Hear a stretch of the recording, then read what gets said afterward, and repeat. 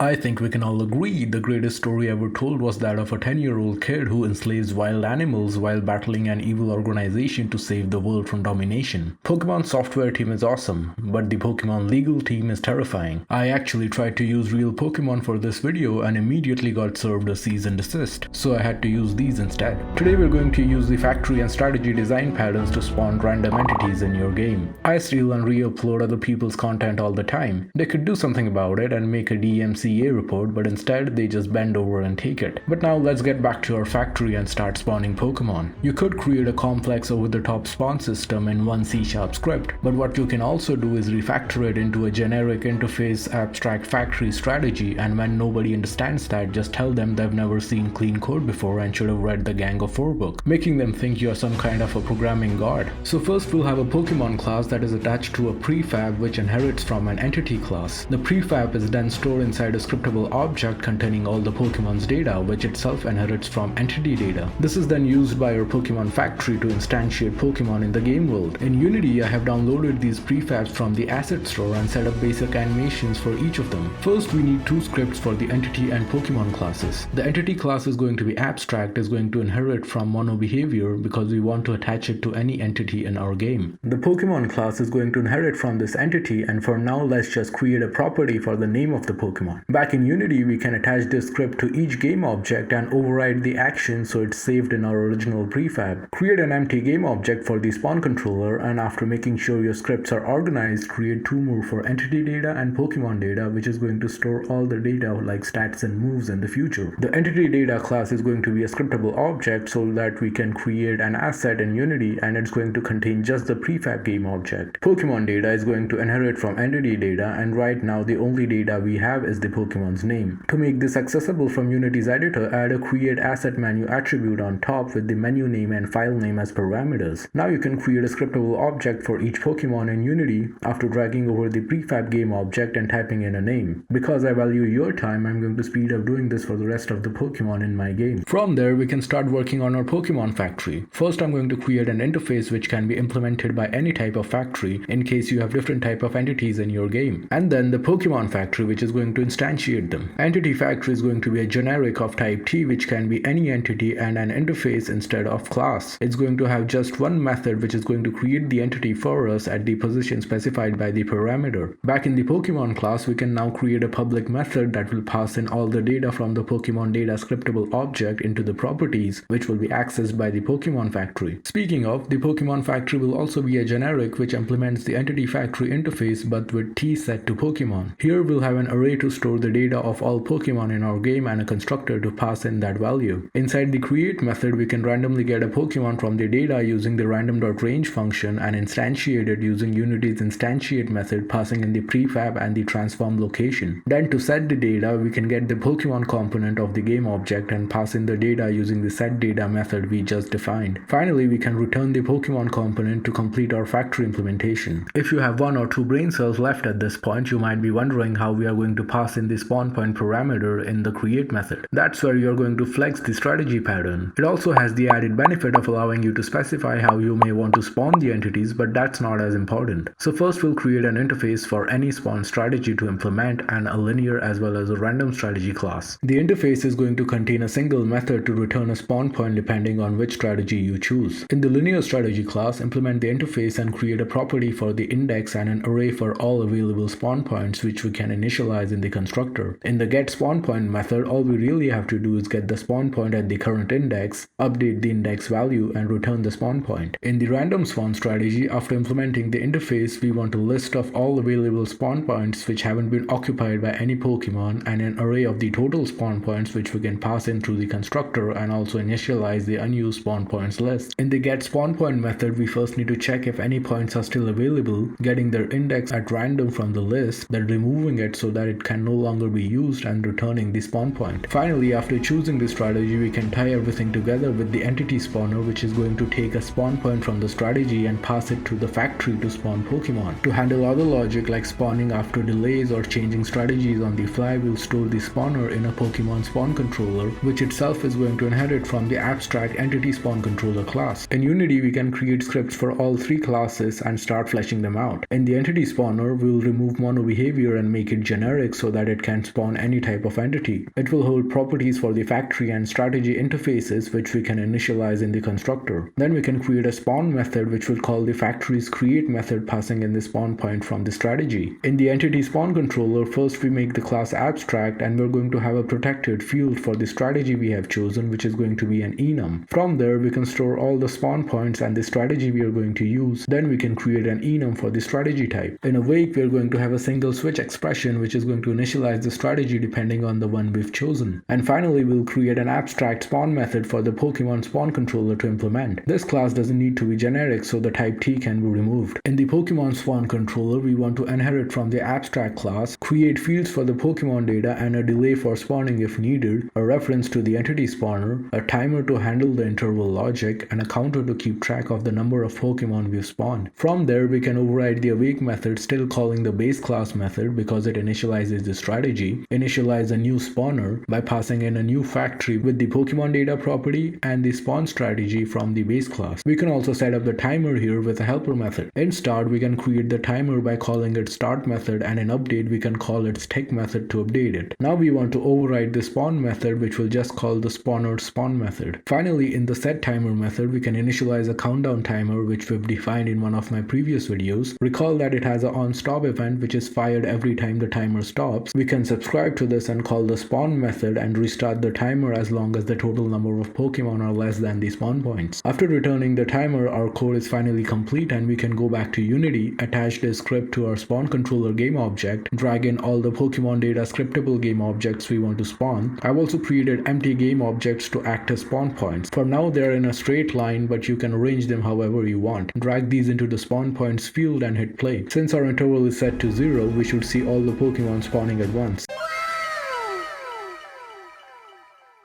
They're all in their idle animation. In the next video we'll take a look at how to handle AI behavior for this Pokemon, which will cause them to chase the player or wander around randomly.